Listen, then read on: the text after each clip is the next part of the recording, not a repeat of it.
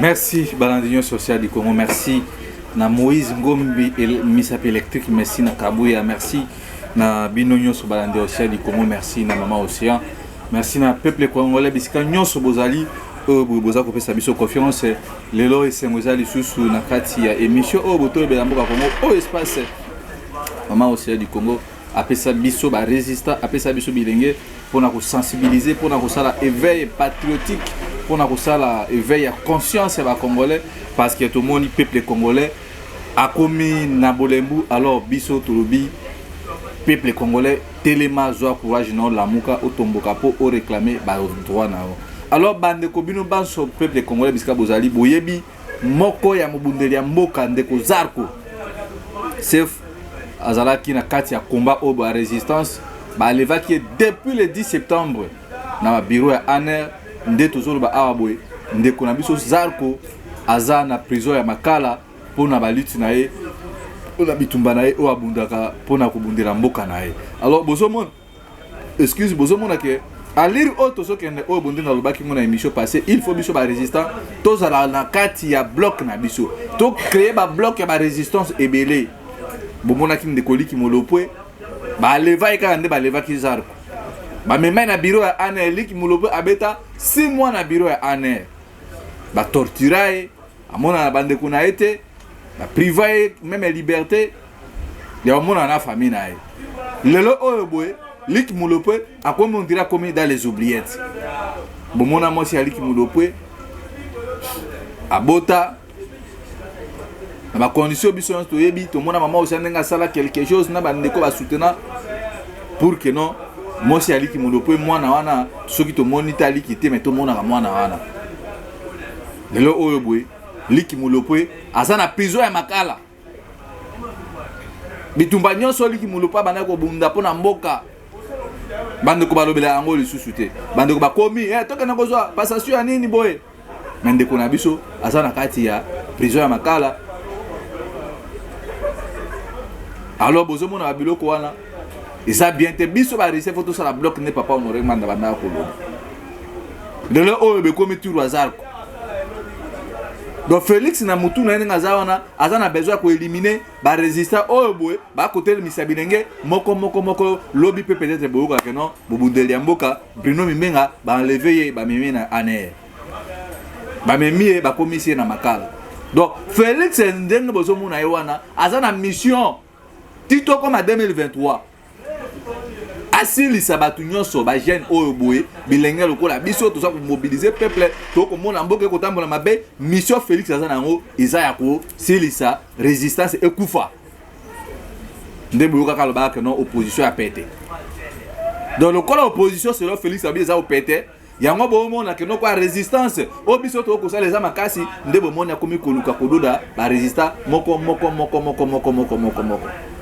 ndeko yozo bisanga ke Zarko ba aosala ba aventure Zarko azana Makala na pavillon 9 yozo fungula monoko na ko ba non Zarko akosala ba comédie Zarko akosala ba comédie pourquoi lelo comédie Zarko lobe ko komela yo ko kanisa te que non donc mukiliza mbanga ataba donc lelo comédie ndeko na biso lobe pe ko komela yo alors nazo senga ba résistant nyonso Providence et le Kouli Boza ebele ba Lumumba Cédric Mimbwete lobby na okaki bakangaki pe Cédric na marche obo ba bimaki lobby pona ko senga makambo ya seni alors c'est le moment oyo boy bozo mona que no tulo monenga zawana a comprendre que no ba affaiblir opposition alors bazo lukape bazala ba luka ba affaiblir biso ba jeune yango wana na sengi na bande ko nyonso ya diaspora bande ko misuba ko ba Zarko côté mais kombo na ezaki plus TGV abanda ko tika mandefu lokola Lumumba to tambo wana ba manifestation plusieurs fois to kenda ba makamso ba ambassade ya Russie ba bengisa biso ba conférence c'est jeune courageux oyo boye pona mboka to ba kana Zarko komi 5e fois na ko ta plusieurs Makala yango oyo alors yoso zangi lo osala uzana uzozela batuna bino boke na dialogue po bazo ba poste pour ba kana Zarko akokosa que non ba kanya na prison to ba kanga liki mulopwe to lobela ka pe makamba liki mulopwe ti le lobwe to lobela ka yango to za na besoin zo senga libération ya Zarko nande ko na biso litu muloko au cas contraire beaucoup ça biso tout beaucoup ça biso na maloko nde bo prometa ki biso. Alors bande ko na ngai ndenge boyebi to so préparer activité à le 19 lelo to tikali na minute muke bozo mona mwa bouteille ya mai oyo boye na moyebi mina kisasa na Sylvano Kasongo ndenga zawana lobi to tambola kina bandeko ya mbonda mouvement citoyen mbonda o ba senga ki makamba calendrier mais niveau batindeli so ba policier ba beti gaz côté ya limité à bona entre limité na pomatite mais c'est Sylvano Kasongo to zo bisa yo boye bango bitumba o bino boluki bo tia bras de fer mboke zo kene mabe bozo tinda ba policier bozo tinda bango ba beta ba menduki ole masasi wana bino bozo ngo botinda na est que bazo boma batu na biso bande ko na biso que bazo buna gana bino kaka makasi na bino kaka ana kisasa bola kisaka biso boya ba policier lokola bitumbo biso tozo bunango oyo boye eza bitumba ya Bruno eza bitumba ya Zarko eza bitumba mama Osea eza bitumba ya mutu mo songo oyo pakala. Donc le loso tobi que non bino ba policier na biso na ba Sylvano Kasongo boza complice na makambo bozo ça parce que jamais na monde peuple aza ko revendiquer ba droit na ye ole bino boza na peuple même moral bino bozo ya lo ko bo former groupe na bino ba oligarque o bozo la groupe na bino bo s'enrichir peuple congolais zo souffrir boya kana ba policier na bino na ba gaz na ba massage bo betamo tandis que ba soda na est baza na besoin ba massage wala bino bo bebisaka na kisasa awa bo na ba carburant bo tambo na musa wa mabe bozo sala yango wana bande ko na ngai na lo bakeloko bona mbinzo bosala ka confiance na mbinzo te bosala confiance na matembele ya simandako biso bana na bino o botondimi ko s'exposer Zarko o to baki to kozana na le 19 yo wana bakangi Zarko ba meme na biro ane ba meme na makala mbinzo basaka na confiance te discession na papa pauvre papa na biso banda ko bisa biso tant to zo kene na village abi Bruno mona na ngai ko sala confiance na mbinzo te pourquoi parce que mbinzo azana tango akobotama so akomi mukolo akosa transformer akokoma papillon tango akosoma papu akosala nini akokende musika ndenge moko ba leader politique na biso bazali bino bozo tia confiance na bino ba leader politique prévenez bo mona bango awa no so ka bazuka pouvoir bo kui bazui mapapu point bakimi biso peuple congolais ba ko s'installer na ba commune oyo ya likolo bango wana baza ba mbinzo tango bino bozo soutenir ba mbinzo olie mbongo peut-être non ba pui wana botala mai o botobi o soutenir biso kala mai le 19 to bima na bana wana to sola kina bango mais bino bozo mbongo bozo pesa na bambinzo na tango bakoya ole ba telemisa peuple ba loba makambo za intérêt commun bango bazotala intérêt ya bana na bango bazotala ba intérêt ya élection tandis que taloba yango plusieurs fois na mboka o élection occupation zali élection qui ko sale maté to bango combien de fois. Donc bino à un moment donné moi je vois comme si peuple congolais alingi bambinzo ke alinga bana mboka ba nationaliste okwa biso o tozo bunda bitumba pour que non changement ya na kati ya mboka na biso prévenez bota ba nomination Félix Asali na armée bon nommé mutu o azana grade à l'école mais azana fonction muke bon nommé batu par ndeko na ngai maisha mumeno non même Mobutu même depuis époque coloniale ba belge ba que non ba guerrier za la kabangala ba bunda ka ndenge biso tozo assimiler tozo mona détermination mais Félix akoko so bande ko na ya Kasai a nommé bango o kutu misusu basana ba formation makasi te général ba uti ko nommé à peine azaki autaki na Kabila musée. Vous pouvez que batu wana tango yo nommé bango nde ba ko sécuriser Félix yango bozo mona makambu o bona kati armée ndenge za wana ils ont même divisé. Parce que les gens ne comprennent absolument rien. Bino bon nommé major Chiwewe, boli misima muke.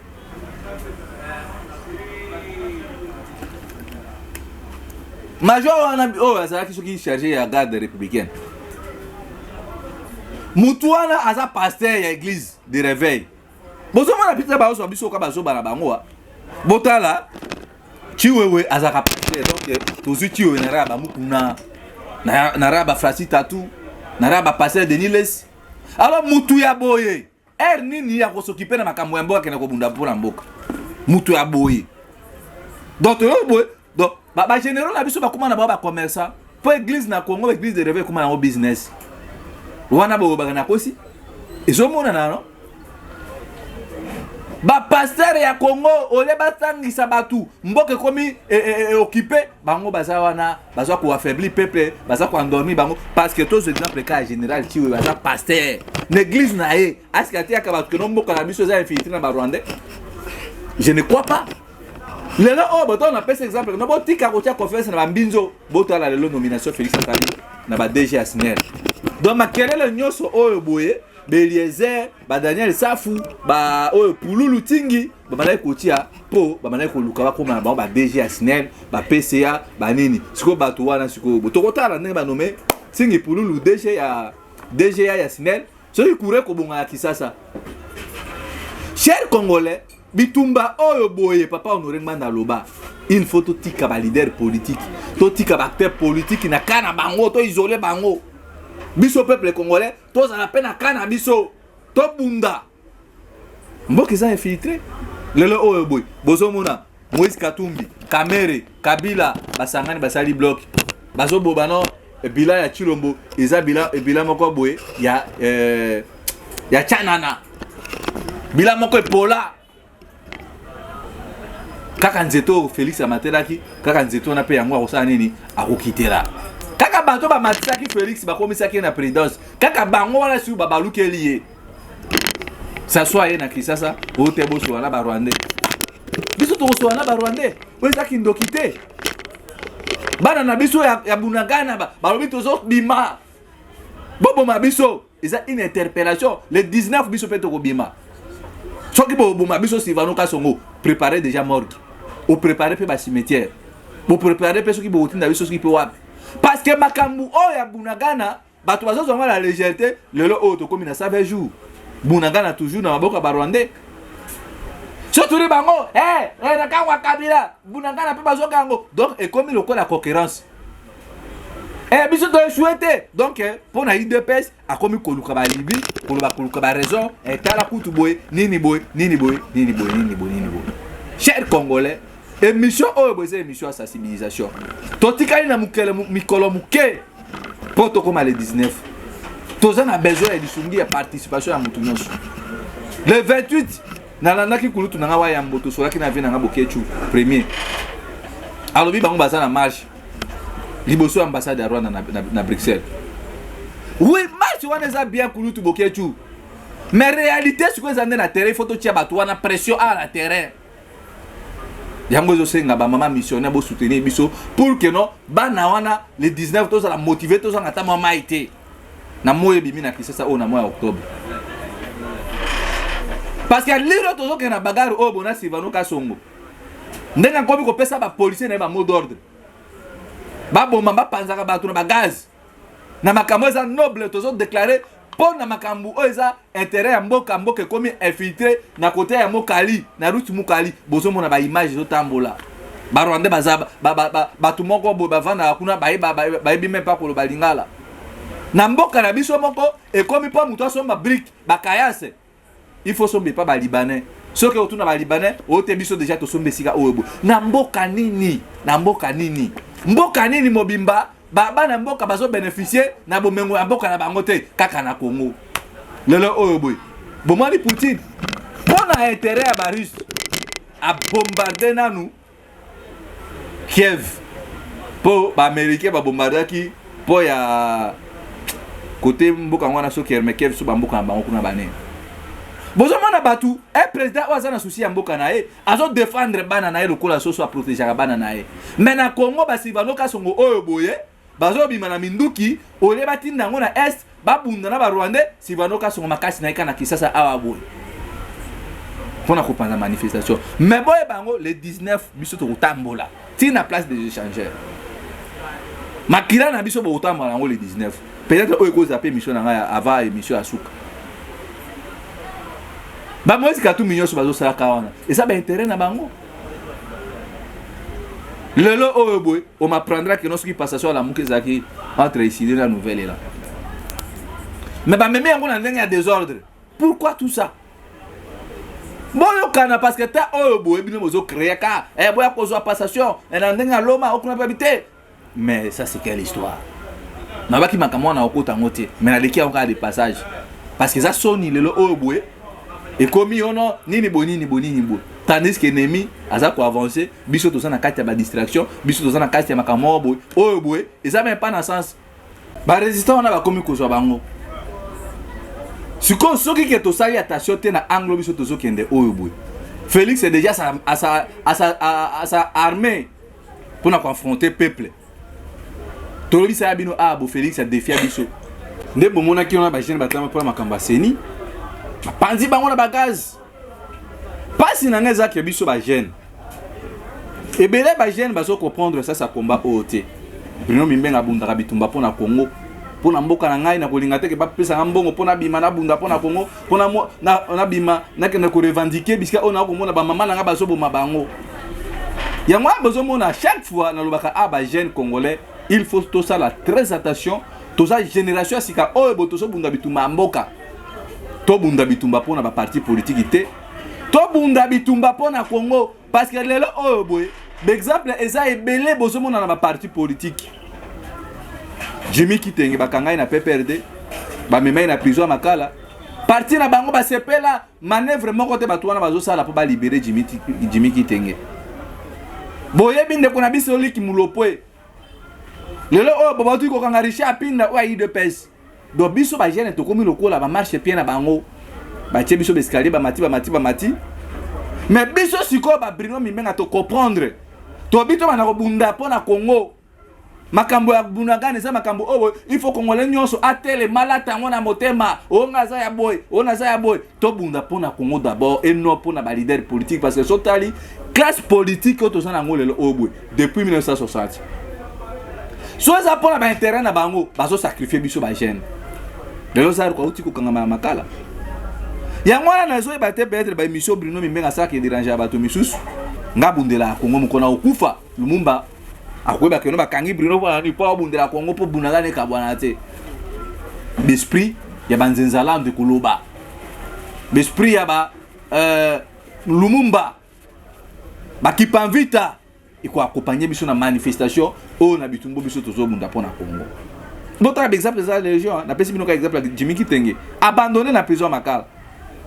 parce que batuana ba ko se plater ndenge bino boza toza na parti politique nini ba ko se plater tango zo mata ba mona comme si be intérêt na bango et comme menacer ale dou ce qui ba oh boza makamo ebelea yango bozo mona Bruno Mimbenga comprendre bino nandima bakanga pona Congo ke pona parti politique yango tozo be la prise de conscience. Ils appellent la partie politique, mais juste solo pour la Congo. Mais la majorité de la classe politique congolaise, ils ont un intérêt à Bango. Il y a besoin de sensibiliser les Congolais. Bunagana, ça 20 jours, 4 mois, 4 mois. Depuis Bunagana, ils ont contrôlé. Ceux qui sont mineurs, ils ont tambola. Bongo biso ko batata mibimba boy, ba jeune. Otozana maina makira. Pourquoi ils vendent dans les 19? Ce qui va bomba biso parce que to telemeli bunagane ko kende te. Ya on doit faire la sensibilisation les 19 biso baso na balabala. To mobiliser partout.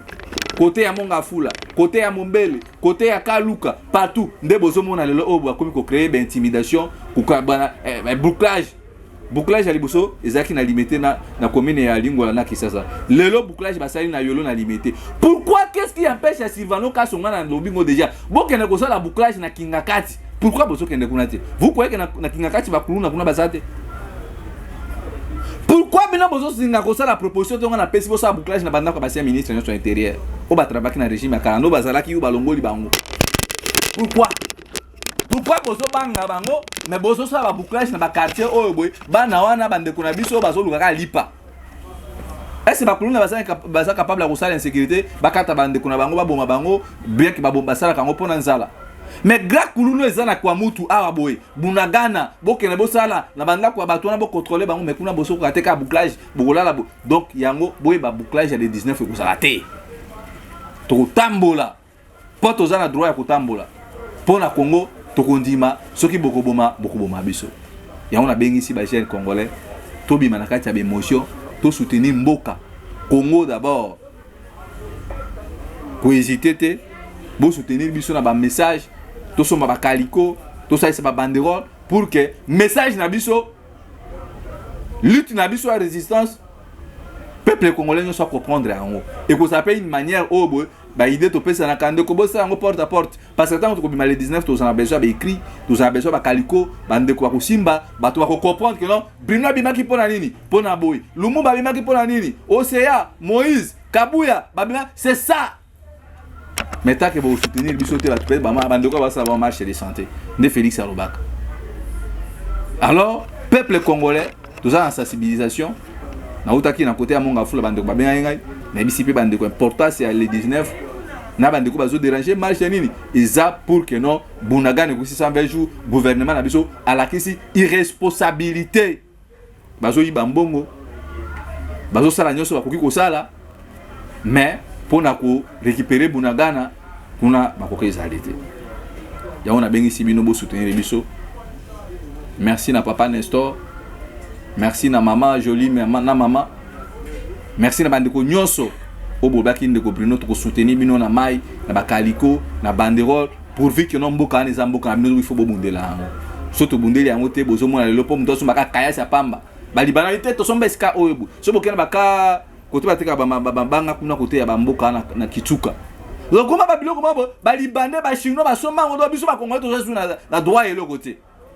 to futa donc bali bande na mboka na biso. Regardez-moi dimension en mboka comment est-ce que les gens réfléchissent. Merci na bino nyonso bo pesa biso la promesse les lots mardi mercredi dans quelques jours à Aboy le 19 et au mercredi prochain alors tous on a besoin il y a participation à mutu nyonso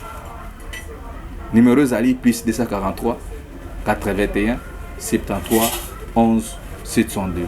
plus 243 81 73 11 702 wana nde boko komela biso bon rétablissement na maman Océan du Congo bino oyo boye soki mbana bino ya liboso kolanda émission oyo beza résistable no mimbenga mobondela mboka toza ko sensibiliser pour que non les 19 après les 19 action ya minene et ça les massi terrain parce que na bisa bino élection ko ça les maté bomona ki bande ko bameka ko bima pona makambo ya calendrier électoral ngape na yaki mais niveau babeti masas boy ko ndi maté alors bo changer to sangasa to sangisa force wana to bunda pour que non batu obo article 64 il fait ça les ma pas question d'élection na mboka obo occupation ezali matondo ingeta ngana bino tukutani na mikolo ezali ko ya ingeta.